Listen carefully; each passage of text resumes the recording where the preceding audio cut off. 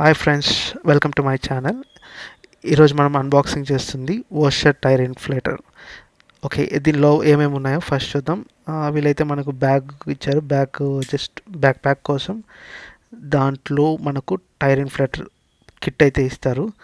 So అది మనకు main kit అనమాట. ఒక వారంటీ కార్డ్ ఇస్తారు.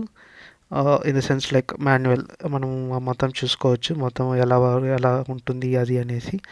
సో మీకు 1+1 వారంటీ కావాలి అనుకుంటే, 1+ ఇయర్ ఎక్స్ట్రా కావాలి అనుకుంటే అదొక మీరు సైన్అప్ చేయాల్సి వస్తుంది.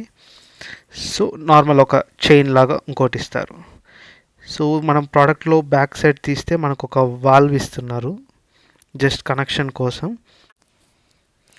బ్యాక్ సైడ్ తిప్పితే మనకు 2 పిన్స్ లాగా ఇస్తారు.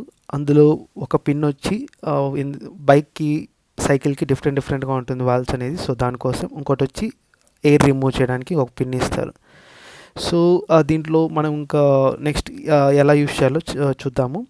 సో మనకు కార్ కనెక్షన్ చేసుకోవడానికి ఒక పిన్ లాగా ఇస్తారు. సో కార్కి కనెక్ట్ చేసుకోవాలి దాన్ని. అది కనెక్ట్ చేసిన వెంటనే మనకు ఒక డిస్ప్లేలో ఆన్ అవుతుంది, పిఎస్ఐ అని చూపిస్తుంటుంది. దీంట్లో మనం మోడ్స్ చేంజ్ చేసుకోవచ్చు, ఎంత ఎయిర్ కావాలో అంత చూసుకోవచ్చు. సో ఇదేంటంటే ఆటోమేటిక్గా ఒక సర్టెన్ టైంకి వచ్చాక అదే ఆఫ్ అయిపోతుంది. ఆటోమేటిక్ ఆఫ్ ఉంది దీనికి. టైర్ ఇన్ఫ్లేటర్ని ఇప్పుడు మన కార్ టైర్కి కనెక్ట్ చేసుకుంటాము. ఇది కనెక్ట్ అయ్యాక స్టార్ట్ చేస్తే ఇట్లా రన్ అవుతూ ఉంటుంది. ఈ సౌండ్ అయితే అన్ని ఇన్ఫ్లేటర్స్లో ఇలానే కామన్గా ఉంటుంది. ఓకే, దీని అడ్వాంటేజెస్కి వస్తే ఇది మనం ఎన్ని ఫ్లాట్ టైర్స్ కన్నా ఎన్నిసార్లు చేసుకోవచ్చు. ఒక 3 మినిట్స్ పడుతుంది.